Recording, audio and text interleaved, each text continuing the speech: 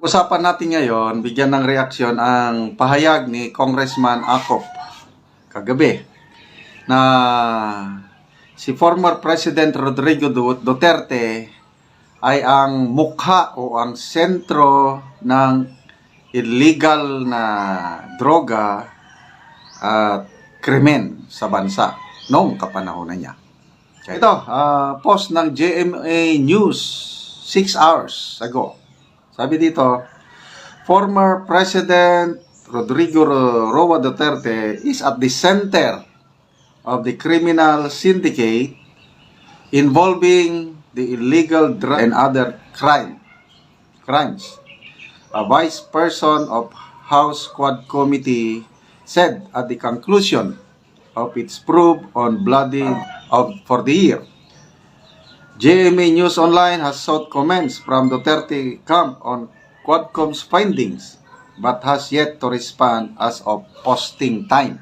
Okay. So dito may article ng GMA Network. Ang title is Ex-President Duterte is the face of illegal Quadcom's Acop. Okay. So basahin natin yung article ng GMA.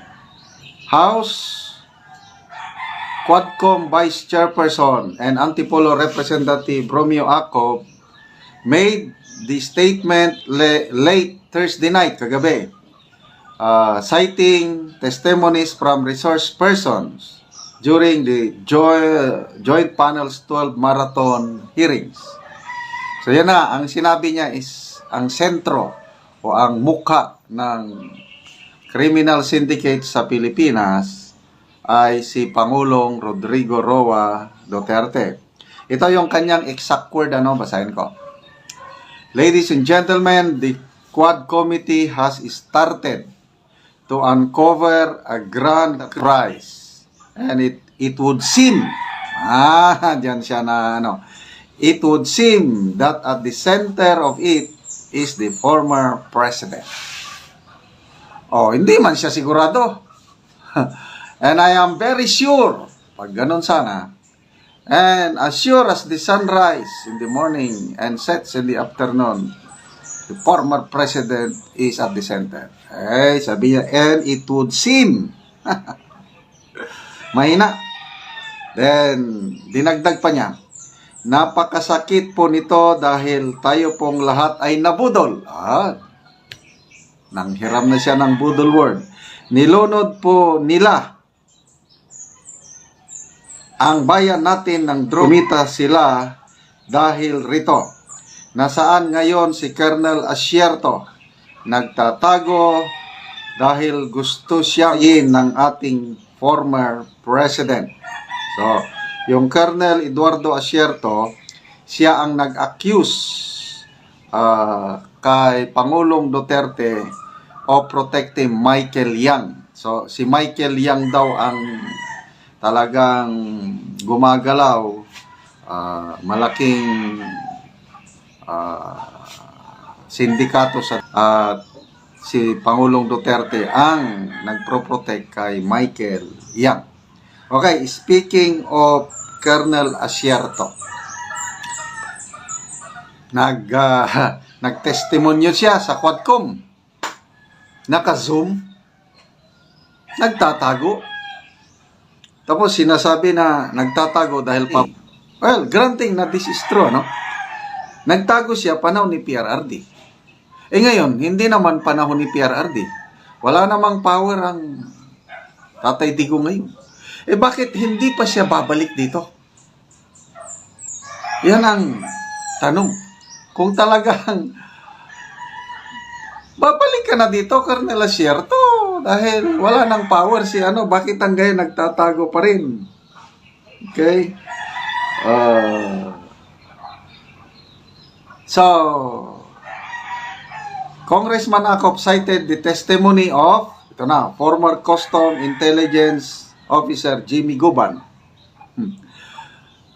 who said that he was told, narinig lang ni Guban, that the multi-billion peso Shabu shipments seized in 2018 belong to Davao City Representative Paulo Duterte, Vice President Sara Duterte's husband Mans Carpio, and former Presidential Economic Advisor Michael Yang.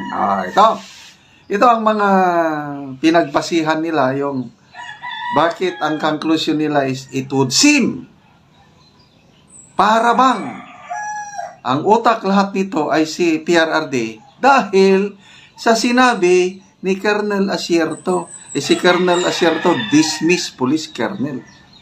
Nagtatago ngayon. Bakit hindi siya lalantad? Ito namang pinapaniwalaan nila na Jimmy Guban, convicted ito, nakakulong ng pag-i-smuggle ng pinagbabawal na gamot. So ito po, napaka-credible, napaka-kapani-paniwala ang kanilang mga testigo. Colonel Asierto, dismiss na police. Jimmy Guban, convicted na smuggler ng pinagbabawal. Sino pa? Okay. ACOP also cited the accounts of retired Colonel Royena Garma, former Senator Laila de Lima, and Police Colonel Joby Espinido. And he also spoke about Arturo Las Cañas, self-confessed hitman of the Davao Beach Squad. Okay, punta tayo kay Las Cañas. Wala na yan na pati Senator Lacson ata nagtawag dito na very uncredible witness. Siyan si Las Cañas. Okay, ito naman si Senator Laila, ex-Senator de Lima, na-acquit lang siya. Kaya lang, taong bayan na ang maghusga kung ano ba, may involved ba sa pinagbabawal na Senator de Lima. Wala. Okay, ito namang Garma and Espinido, ang kanilang inaano lang is reward system. Yung naman silang sinabi na involved sa illegal na. Okay. So, basahin natin ang mga comments. Ito, post ng GMA, no? Nakakatuwa. Magbasa ka sa comments. Halos more than 90% pabor na pabor kay PRRD.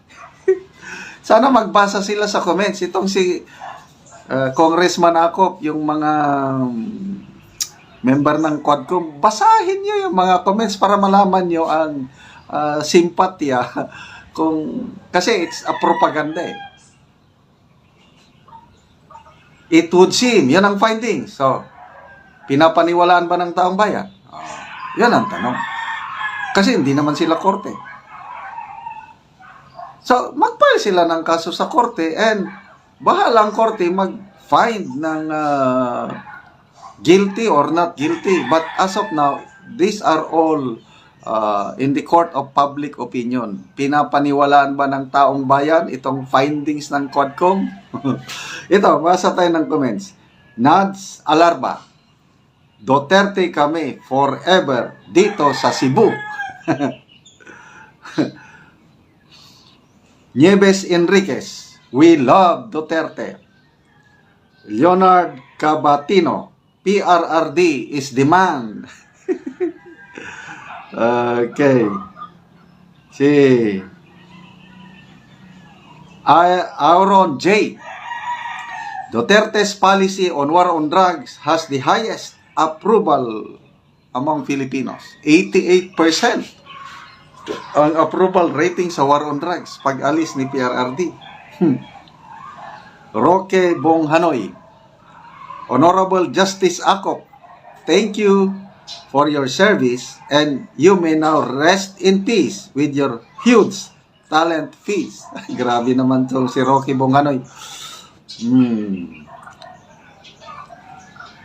Loreto Anselmo, PRRD is the best president in Philippine history.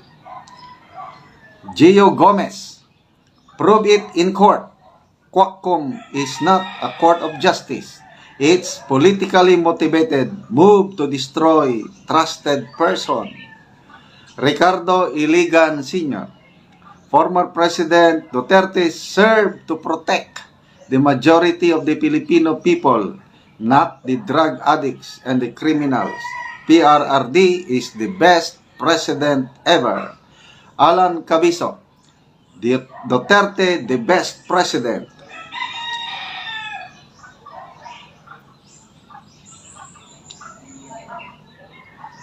Delgado Ronde, why don't we try to investigate the lifestyle of every congressman and senators? Nawala ang PIDAP, may akap na. Leo Kalungkungan, ha ha ha, Duterte is the best president ever. Asay Tua, it remains a propaganda until a case is filed in court. At magdesisyon ang korte na guilty nga si PRRD na nasentro siya ng droga. Fortunato Apurador, hala sige, Duterte is the best. Millard Tawakal, a house is not to legislate but prosecute. This history will be remembered. Donsky Bijek, Duterte solid. Noy Osiones, Duterte solid. Dodi Diaz, if the allegations is true, majority of Filipinos still love the Dutertes, especially PRRD. Okay. Carmelo Liba, you can make those statements, General Acop, as if your investigation is credible. Hope you will not win anymore or this country will be a sorry for all. Pedro Gonzales, los ninyo, Acop, dapat igalang ninyo si ex-president Duterte dahil siya lang ang presidente na iyang gi-eradicate o gisumpo ang drugs seriously, not like the other president. Tapos, judgment ninyo, ipakulong ninyo si Duterte, dating nakinabang sa anyway. Okay, ito, si Judith Pande. Most of the comments that I have read are in favor of ex-Duterte. It scares me that this is how people think because it only shows that a lot of people has a distorted way of thinking of what is right from wrong. Okay? So, napaka sarap magbasa ng comments. Gabriela Silang, the more you guys are hated by the people, you can put a good person down. Sara, my president comes 2028. Manuel Casado Jr., last na lang ito. Ha ha ha, it's a big yes. Prove it, Director Acop. The trial court, not in small corrupt, small house of representatives. Wala sa inyo duties and responsibilities na mag-investigate. Remember, tagagawa process lang kayo ng batas. You're not, it's very interesting to see the outcome. Ay, nako. So, anong masasabi nyo? Comment din kayo. Naniniwala ba kayo na ang sentro ng kalakaran ng droga at krimen ay si Pangulong Duterte nung kapanahonan niya? Or ang paniniwala nyo is the best president si PRRD at malaking naitulong sa bayan ang kanyang war on drugs?